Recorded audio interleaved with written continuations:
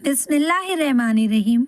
शुरू करती हूँ अल्लाह के नाम से जो निहायत मेहरबान रहम करने वाला है। कब्र से हुजूर अकरम सल्लल्लाहु अलैहि वसल्लम का जिस्म निकालने की कोशिश। दोस्तों, आज जो वाक़या मैं आपको सुनाने जा रही हूँ उसे सुनकर आपके रोंगटे खड़े हो जाएंगे। किस्से को आखिर तक ज़रूर सुनिएगा।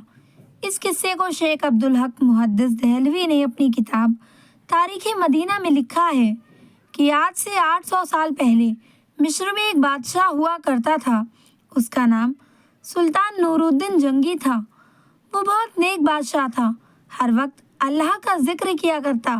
वो रोज़ाना रात में 1000 बार हुजूर अकरम सल्लल्लाहु अलैहि वसल्लम पर दरूद शरीफ पढ़कर सोता था। एक रात थकन की वजह से सुल्तान ने सिर्फ 700 बार दरूद शरीफ पढ़ी और सो गए तो ख्वाब में हुजूर अकरम सल्लल्लाहु अलैहि वसल्लम का दीदार हुआ। आपने फरमाया कि ए नूरुद्दीन, आज मेरे पास 300 दरूद कम क्यों भेजे। ये ख्वाब देखते ही सुल्तान की आंख खुल गई और उन्होंने उसी वक्त 300 बार दरूद शरीफ पढ़कर 1000 की तादाद मुकम्मल की। इस वाक़ये के कुछ ही दिनों बाद सुल्तान नूरुद्दीन एक रात सोए थे कि उन्हें ख्वाब में हुजूर अकरम सल्लल्लाहु अलैहि वसल्लम का दीदार हुआ। आपने सुल्तान से कहा कि ए सुल्तान, 2 ईसाई आदमी मेरे जिस्म को कब्र से निकालना चाहते हैं। तुम जल्दी से मदीना आकर उनकी खबर लो, वरना मेरा जिस्म इन ईसाइयों के हाथ में चला जाएगा। और फिर हुजूर अकरम सल्लल्लाहु अलैहि वसल्लम ने सुल्तान को उन दोनों आदमियों की शक्लें दिखाईं। उसी वक्त सुल्तान की आंख खुल गई तो वो बेचैन हो उठे कि आखिर ये कैसा ख्वाब था और हुजूर अकरम सल्लल्लाहु अलैहि वसल्लम मुझसे क्या कहना चाहते हैं। बिस्तर से उठे और वज़ू करके 2 रकात नमाज पढ़ी और फिर लेट गए। आंख लग गई और फिर ख्वाब में हुजूर का दीदार हुआ। आप फरमा रहे थे कि सुल्तान, तुम क्यों सो गए, मेरी बात पर ध्यान दो, जल्दी से मदीना आओ और मुझे इन दोनों ईसाइयों से बचाओ जो मेरा जिस्म निकालना चाहते हैं। सुल्तान फिर घबरा कर उठ बैठे। इस बार भी सुल्तान ने जाकर वज़ू किया और 2 रकात नमाज पढ़ी। उनकी आंख फिर से लग गई और वो सो गए। ख्वाब में उन्हें फिर से हुजूर अकरम सल्लल्लाहु अलैहि वसल्लम का दीदार हुआ। आपने थोड़ा सख्ती के साथ फरमाया कि ए सुल्तान, जल्दी से मदीना आओ और मुझे इन ईसाइयों से बचाओ। सुल्तान घबरा कर उठ बैठे और रात ही में अपनी सारी फौज को जमा किया और कहने लगे कि कुछ ना कुछ मामला ज़रूर है। हुजूर के जिस्म मुबारक को कोई खतरा है, इसलिए मुझे ख्वाब में बार बार हुजूर का दीदार हो रहा है और आप फरमा रहे हैं कि मदीना आकर मुझे इन ईसाइयों से बचाओ। सुल्तान ने अपना लश्कर तैयार किया और रात ही में एक बड़ी फौज के साथ मदीना की तरफ रवाना हो गए। 2 दिनों के सफ़र के बाद वो मदीना पहुँचे।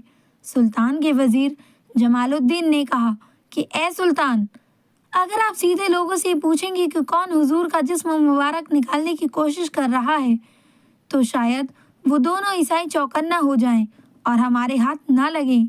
इसलिए आप एक काम करें कि तमाम मदीने वालों में इनाम तकसीम करने का ऐलान कर दें और फिर एक जगह पर बैठकर आप इस इनाम लेने वाले की शक्ल देखें।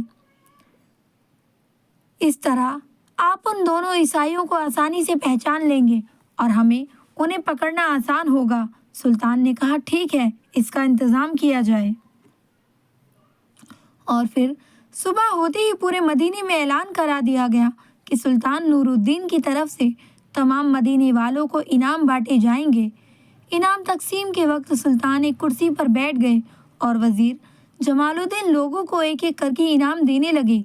सुल्तान हर आने वाले इंसान का चेहरा खूब गौर से देखते, लेकिन उन्हें वो 2 इंसान नज़र नहीं आ रहे थे कि जिनकी शक्ल हुजूर अकरम सल्लल्लाहु अलैहि वसल्लम ने ख्वाब में दिखाकर सुल्तान से कहा कि ये दोनों मुझे निकालना चाहते हैं। दोपहर का वक्त हो गया, सारे इनाम बढ़ गए, लेकिन उन 2 ईसाइयों का कोई सुराग ना मिला। सुल्तान ने मदीने वालों से पूछा कि तुम में से कोई बचा तो नहीं। लोगों ने कहा, नहीं सुल्तान, सारे लोग इनाम पा चुके हैं, अब मदीने में कोई इनाम पाने वाला बाकी नहीं। सुल्तान ने कहा, नहीं, अभी 2 लोग बचे हैं, वो मेरे पास हाजिर नहीं हुए हैं।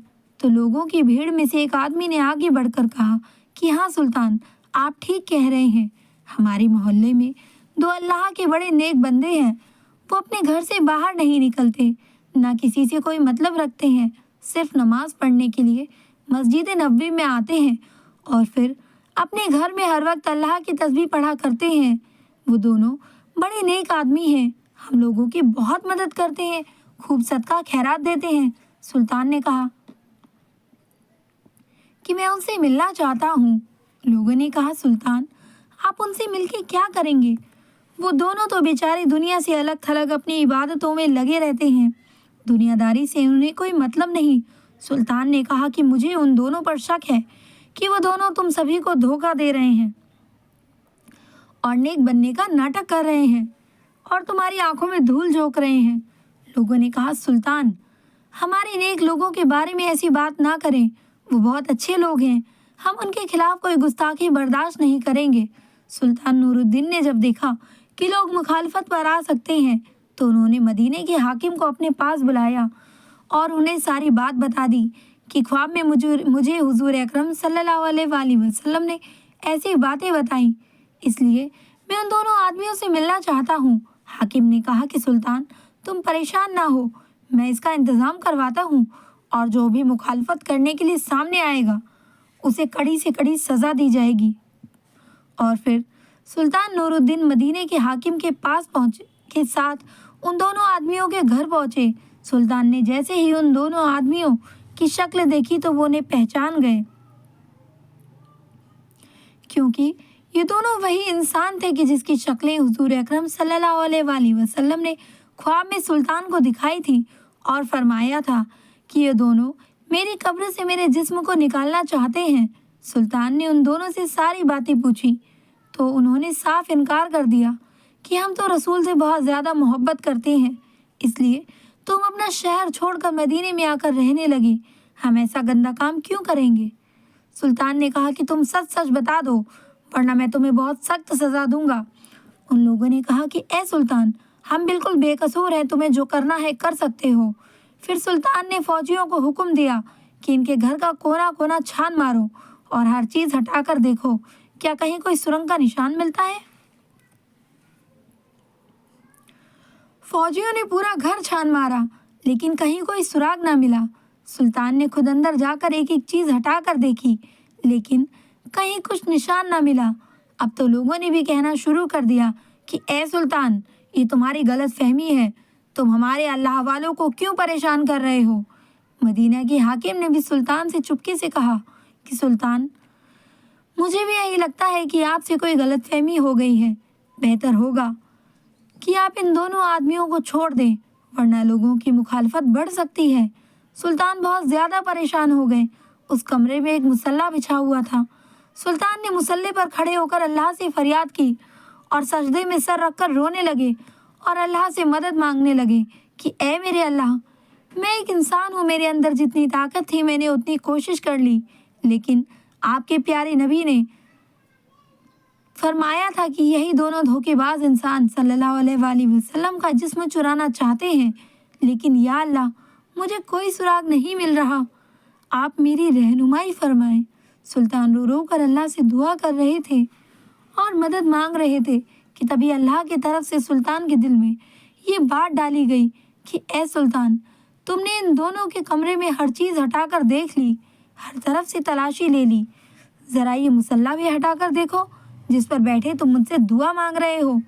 सुल्तान तेज़ी से उठे और मुसल्ला हटा कर देखा तो नीचे लकड़ी का एक पटरा बिछा हुआ था।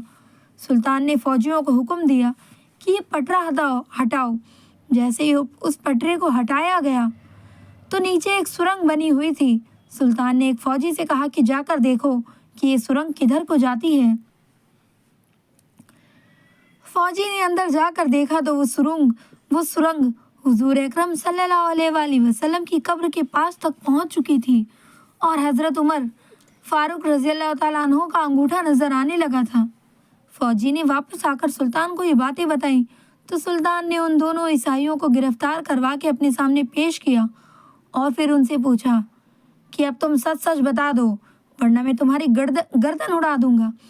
उन दोनों ने जवाब दिया कि ए सुल्तान, हमें ईसाइयों की तरफ से यहाँ मदीना भेजा गया है ताकि हम मुसलमानों के नबी का जिस्म निकाल कर उन्हें दे सकें और उसके बदले में हमें बहुत सारा इनाम दिया जाएगा।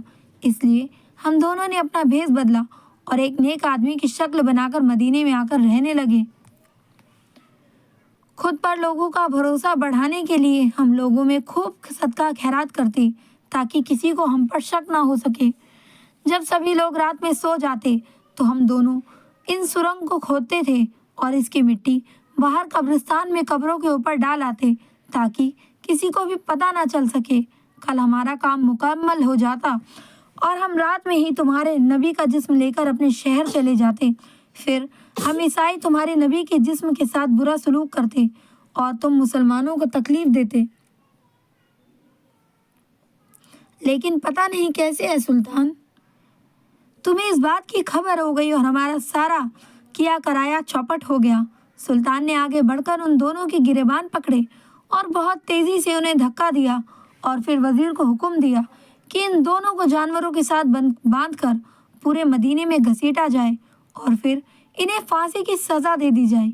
इन सब के बाद सुल्तान ने हुजूर अकरम सल्लल्लाहु अलैहि वसल्लम की कब्र मुबारक के चारों तरफ ज़मीन के अंदर से एक खंदक खुदवाई और उसमें 7 दीवारें बनवाकर उसमें पिघला तांबा, लोहा और तारकोल डलवा दिया ताकि कोई दोबारा हुजूर अकरम सल्लल्लाहु अलैहि वसल्लम के जिस्म मुबारक को निकालने की हिम्मत भी ना कर सके। किताबों में लिखा है कि इस वाक़ये के बाद सुल्तान नूरुद्दीन मदीने की गलियों में रो रो कर अल्लाह से कहा करते थे कि ए अल्लाह, इतनी बड़ी दुनिया में तूने मुझ जैसे फ़कीर को इस अजीम काम के लिए चुना। इस पर मैं आपका जितना शुक्र अदा करूं कम है। अल्लाह रब्बुल इज़्ज़त हमारी ज़िंदगी हुजूर अकरम सल्लल्लाहु अलैहि वसल्लम के बताए हुए अहकामात पर ही गुजारे। अल्लाह हम सबको अपने शुक्रगुजार बंदों में से बनाए। अल्लाह हम सबको नमाज़ पढ़ने की तौफीक अता फरमाए। आमीन या रब्बुल आलमीन। उम्मीद करती हूँ कि आज की वीडियो आपको बहुत पसंद आई होगी। वीडियो पसंद आई हो तो लाइक करें, चैनल पे नए हो तो सब्सक्राइब ज़रूर करें। मिलते हैं आपको अगली एक नई वीडियो के साथ। तब तक के लिए अपना ख्याल रखें, दुआओं में मुझे ज़रूर याद रखें और हाँ, फ़िलिस्तीन के मुसलमानों के लिए ज़रूर दुआ करें। अस्सलाम वालेकुम वरहमतुल्लाहि वबरकातुहू।